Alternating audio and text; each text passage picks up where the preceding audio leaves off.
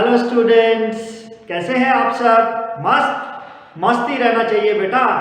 जो काम हम खुशी खुशी करते हैं ना, वो सबसे बेस्ट काम होता है। मस्ती में करो, इंटरेस्ट से करो, सिंसियरिटी से करो। बस जब जब हम किसी चीज को बर्डन समझ लेते हैं ना, तो समझो वो बर्डन, चाहे वो मेंटली हो, फिजिकली हो, साइकोलॉजिकली हो, वो हमारा नीचे ही ले आता है। इसलिए मस्त रहो और एग्जाम की तैयारी करो। अब मैं एक सिंपल सा टॉपिक लूंगा जो कि एक 4th क्लास से लेके आपको 12th तक सबको ही आता है। So we will discuss it today. कोई बड़ी बात नहीं है, it is a simple topic, cell. अब cell, what is cell? Everybody should know कि सेल क्या है। Cell is a structure which is responsible for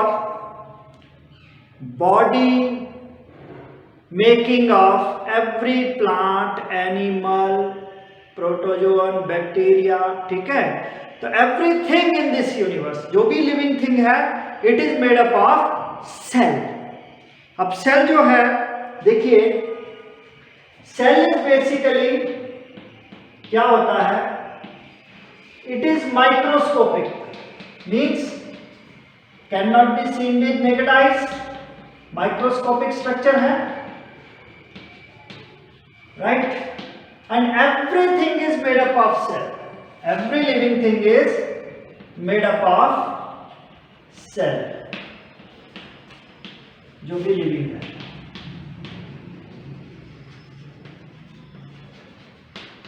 अब जो भी सेल्स हैं हमारी, वो क्या है? Basically they are modified from a single unit to perform different activities in the body. तो क्या कह सकते हैं हम बेसिकली कि सेल से ही सारा जगत बना हुआ है जो भी लिविंग है। बट जैसे कि हम एटम कहते हैं केमिस्ट्री में, everything in this universe is made up basically of atom. तो उसी सेंस में आप इसको लीजिए, every living thing is made up of cells. Now cells basically, अगर उनको आप उनकी डेवलपमेंट को हम डिस्कस करते हैं, तो सेल्स आर बेसिकली क्या होती हैं? 2 टाइप्स, प्रोकैरियोटिक एंड यूकैरियोटिक। ये तो हुआ उनका डेवलपमेंट एंड उनका एवोल्यूशनरी स्टेटस के अकॉर्डिंग डिवीजन। सेकेंड डिवीजन अगर हमने करना है तो हम क्या करेंगे? वो यूकैरियोटिक में होगा आपके। There are further 2 types of cell हम स्टडी करेंगे, plant cell and animal cell. ठीक है बेटा? अब इन चीजों को आपको 1 by 1 समझना है कि ये क्या है। Cell is very basic unit and accordingly जितने भी ऑर्गेनिज्म हैं इस यूनिवर्स में, they are either unicellular or they are other way multicellular, means organisms made up of single cell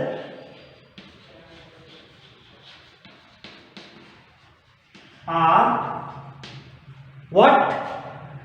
Unicellular. For example, paramecium है आपके पास, बैक्टीरिया है आपके पास, etcetera etcetera. And multicellular सारी कैटेगरीज आ जाती है। मस्कीटो ले लो आप, जो कि आर्थ्रोपोड है। आप ह्यूमन बीइंग्स को ले लीजिए। You can also include animals, birds, reptiles, everything. ठीक है? हम लोग भी मल्टीसेलुलर हैं and every birds, animals, reptiles, fishes सब इसी का, आर्थ्रोपोड्स, एनालिड्स, ये सब मल्टीसेलुलर है। अब जो सेल होती है, basically every cell is considered as structural unit of an organism and other is functional unit of an organism.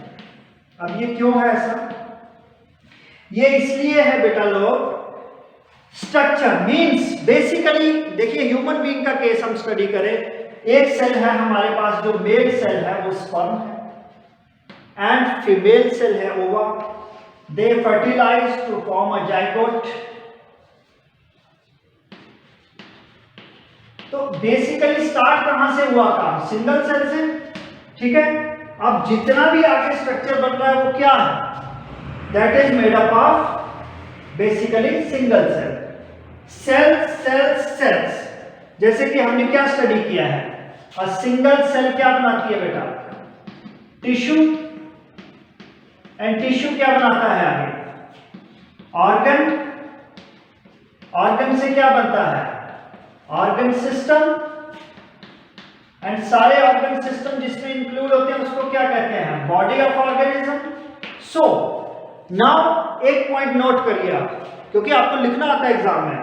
अब एग्जाम में लिखने का एक स्टाइल है भाई, जब तक आप उसको समझाओगे नहीं बेसिकली ये स्ट्रक्चर क्या, क्यों कह रहे हैं स्ट्रक्चरल यूनिट है। तो cell, a single cell makes tissue. अब वो टिश्यू चाहे नर्वस टिश्यू है तो वो मॉडिफाई हो गई सेल, ठीक है, नर्व सेल बन गई, नर्वस टिश्यू बन गया। अब सेल स्केलेटल है तो एपिडर्मल सेल्स हो गई, स्केलेटल सेल्स हो गई, ठीक है, अकॉर्डिंगली। तो इस तरह सेल टिश्यू बनाएगी, टिश्यू ऑर्गन बनाएगा, ऑर्गन सिस्टम्स, ऑर्गन से ऑर्गन सिस्टम और बॉडी बनी। सो बेसिकली स्ट्रक्चर जो सिंगल था वो एक सेल का, वो सेल से मल्टी सेलुलर हुए, ज्यादा सेल्स बनी, सेल्स मॉडिफाइड हो गई, सेल्स ने टिश्यू बनाया to perform a specific function. Nervous हो सकता है, डाइजेस्टिव हो सकता है, रेस्पिरेटरी हो सकता है, एक्सक्रीटरी हो सकता है, और फिर ऑर्गन से डिफरेंट ऑर्गन जो उस सिस्टम में इन्वॉल्व है, ठीक है बेटा। जैसे डाइजेस्टिव सिस्टम है आपका, हमारा small intestine, large intestine, oesophagus, stomach, ये सब मिला के जैसे भी बनते जितने सारे ऑर्गन, तो क्या डाइजेस्टिव सिस्टम से रिलेटेड सेल्स होंगी। नर्वस टिश्यू है, ब्रेन है, CNS, PNS, तो ये भी सारा एक नर्वस टिश्यू करेगा। तो ऑर्गन से organ system and various organ systems unite या perform in a very complex manner to carry out a particular function. So various organ system जब यूनाइट करते हैं तो बॉडी बनती है और बॉडी अपना फंक्शन करती है। तो एट स्ट्रक्चरल लेवल काम कहां से स्टार्ट हुआ? सेल से। So we can say that a single cell और a cell is a structural unit of an organism. Second thing, functional unit. देखिए जो सेल है, अभी हम डिस्कस करेंगे सेल का स्ट्रक्चर। फंक्शनली सेल के अंदर भी अपने आप ऑर्गेनेलीज हैं, सो उनमें एंजाइम्स हैं, ठीक है, different activities are being performed within a single cell. और जिस तरह की सेल होती है बेटा उस तरह की ही एक्टिविटीज वो परफॉर्म करते हैं ऑर्गेनल्स। उनका मॉडिफिकेशन भी वैसा ही होता है, उनका कंपोजिशन भी उसके अकॉर्डिंग होता है। तो we can say that basically every function of the organism is being performed at cellular level, means within the cell. So cell is also considered as functional unit of an organism. So every structure is basically made up of a cell.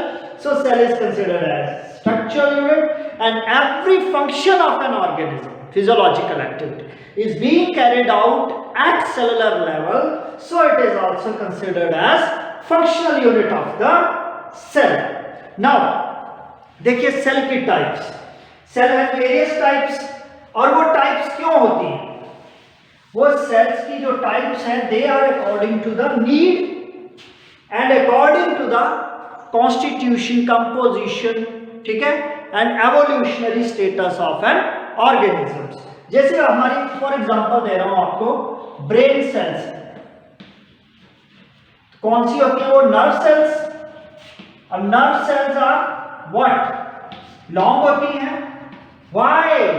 Because nerve cells help in conduction of impulse, तो उनका ये एक अपना role है। अब similar way में हम कहें कि ब्लड सेल है आपके पास। अब जो ब्लड सेल है दिस इज बाइकन्केव। अब ये बाइकन्केव क्यों होती है भाई? Because this shapes make it possible to pass through blood capillaries, make it easy, convenient to pass through blood capillaries. In the same way, आप देखिए प्लांट्स में सब बच्चों को पता होगा गार्ड सेल्स ओपन और क्लोज होती है। अब उनकी शेप कैसी है? They are bean shaped. बेटा बीन शेप्ड होंगी तभी वो क्लोज और ओपन का फंक्शन कैरी आउट कर सकती हैं। So shape of the cell is directly related to its function, ये भी आप याद रखें। ठीक है बेटा, अब हम स्टडी करेंगे कि prokaryotic means old type cell क्या होती, जैसे बैक्टीरिया में है। तो देखिए बेटा सिंपली क्या होता है कि दिस इज आवर, कह सकते हो आप, ये स्ट्रक्चर है, ये स्ट्रक्चर है, ये स्ट्रक्चर है, ये स्ट्रक्चर है,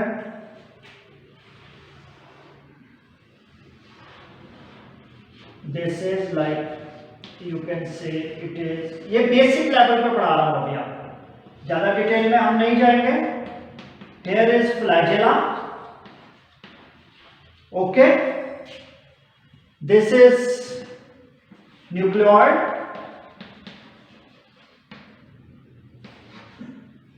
ठीक है, this is cell membrane, here is your cell wall, और ये जो न्यूक्लियोइड है इसमें जो न्यूक्लियर मटेरियल है you can say it is not covered by a nuclear membrane. पहली बात, ये सेल में ऐसे ही रहता है, you can say, and flagella is there, और ये है, एंड जो ये मटेरियल है there are ribosomes scattered within it. Ribosomes are scattered. So this is a type of cell which is of old type cell, which we call them as pro means old, karyote means nuclei. So old type of nuclei not enclosed in a nuclear membrane, okay, and nuclear material is somewhat scattered, so it is prokaryotic cell, okay बेटा जी। now इसके बाद हम देखेंगे, ये तो हो गई old type की, यूकैरियोटिक क्या है, न्यू, उसमें हमारी दो टाइप्स है बेटा, plant cell and animal cell. उसका एक जनरलाइज स्ट्रक्चर हम डिस्कस करेंगे कि क्या होता है। So look here we have this type of cell and here we have this type of cell. इसको थोड़ा और राउंड कर लेते हैं इस तरीके से। Now here I am going to draw animal cell and it is plant cell. These two types of cells, animal cell and plant cell, are eukaryotic cells. Eu means modern type, more developed, and karyote means nucleus. So it is the nucleus which is determining the type of cell. बाकी factors तो हैं ही, but basically nucleus, eukaryotic, modern और more developed nucleus. सो ये कैसा nucleus होता है, इसमें एक पर्टिकुलर न्यूक्लियर मेम्ब्रेन होता है, ठीक है, particular nuclear double layered membrane, और उसके अंदर क्या है, ये जो होता है न्यूक्लियोलस एंड क्रोमेटिन मटेरियल, वो स्कैटर्ड होता है, means which becomes bivalents chromosomes during cell division. So ये स्ट्रक्चर होता है।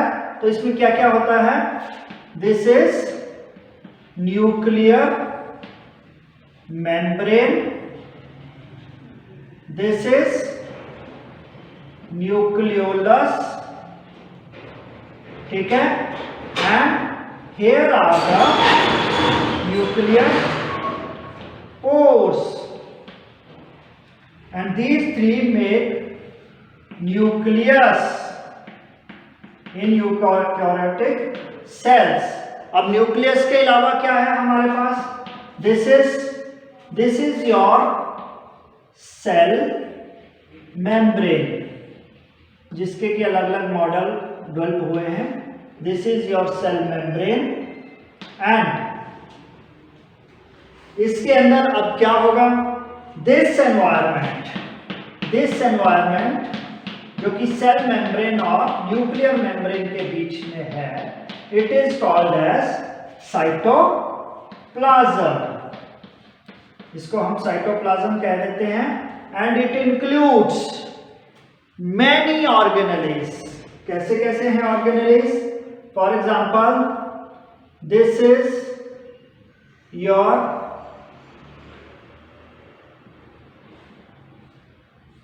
ये elongated जो स्ट्रक्चर है, और इसके ऊपर बीड लाइक ये स्ट्रक्चर बने हुए हैं, ये endoplasmic reticulum. It carries out many functions, और राइबोसोम अटैच्ड है।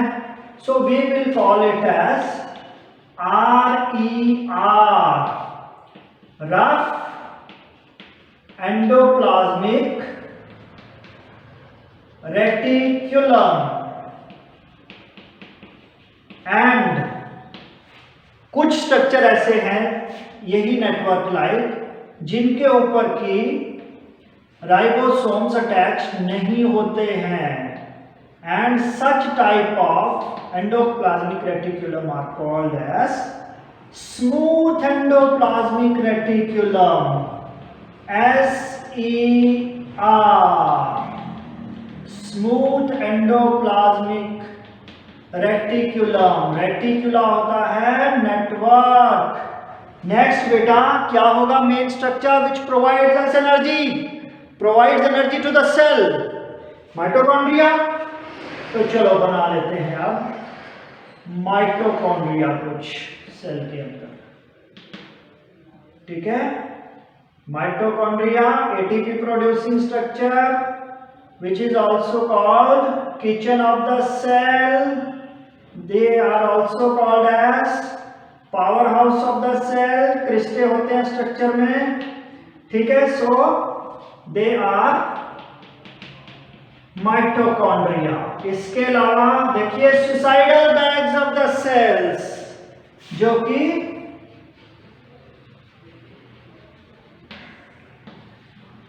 आउटोलाइसिस का फंक्शन कैरी आउट करते हैं, they are the suicidal bags.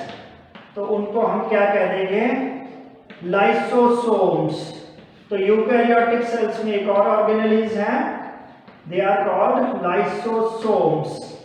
इसी तरह से इसमें क्या है, Golgi bodies, whatever you call them, they are also present.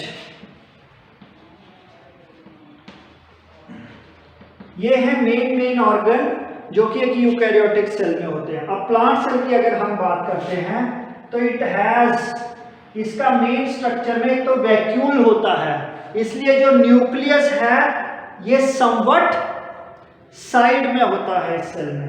तो न्यूक्लियस इधर आ जाएगा बिकॉज बीच में क्या आ गया, most of its space is occupied by the vacuole. So nucleus इसमें इधर हो गया, ओके। एंड एनिमल सेल में देखिए बेटा कुछ और स्ट्रक्चर भी होते हैं which we call as centriole. इसी तरह प्लांट सेल का एक एक्सक्लूसिव स्ट्रक्चर है जो पहले वही बना लेते हैं। दिस इज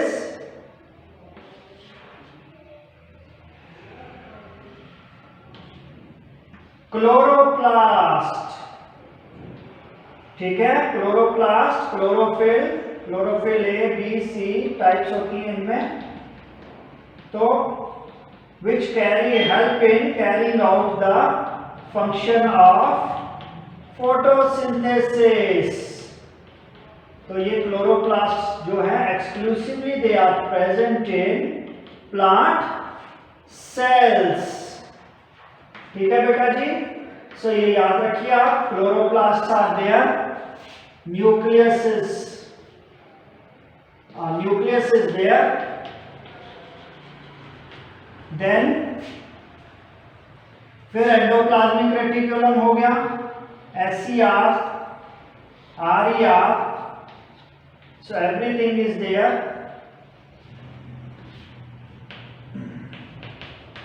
Bead like लगा देंगे इस पे, we will show it in this way, ठीक है बेटा जी। and this is smooth endoplasmic reticulum,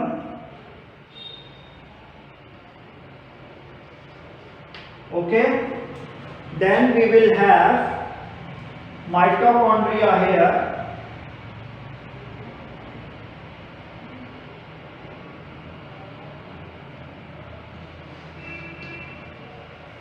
Golgi body,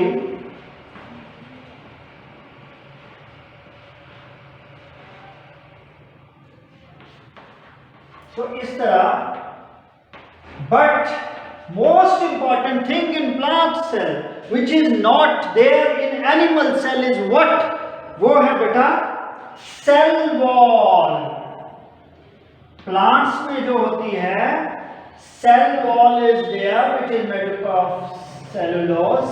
तो ये cell wall जो है animal cell में present नहीं होती है। and other differences, plant cell is